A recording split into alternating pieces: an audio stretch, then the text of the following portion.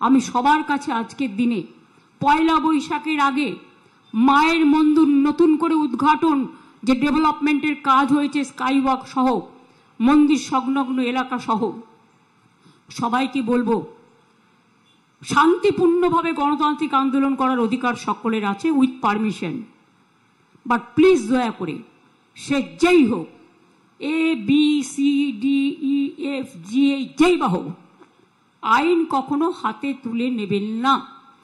আইনের জন্য তো আইনের রক্ষক আছে, আইনের ভক্ষক তো দরকার নেই। তাই আপনাদের অনুরোধ করব, কেউ কেউ প্ররোচনা দেবে কোনো ব্যাপারে, কিন্তু প্ররোচিত হবেন না। প্ররোচনার সময় যে মাথা ঠান্ডা রাখে সেই তো আসল জয় করে, তাই তো আসল জয় হয়।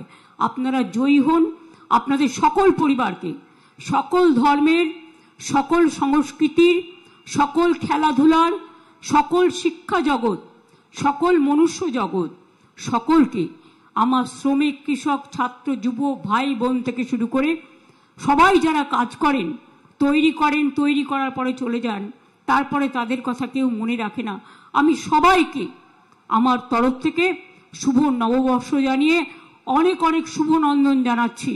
এবং আগামী দিন আপনারা আপনাদের পরিবার পরিজন সহ ভালো করে সবাই সুস্থ থাকুন, সুন্দর থাকুন, আর শান্তি বজায় রাখুন। বাংলার মাটি শান্তির মাটি, এ মাটি সোনার চেয়েও খাঁটি। এই মাটিতেই জন্ম নিল রবীন্দ্র নজরুল, একই বৃন্তে দুটো কুসুম আলোকময় সে ফুল। তাই বাংলার ঘরে ঘরে বিজয় পতাকা উড়িয়ে দাও সবার ওপরে।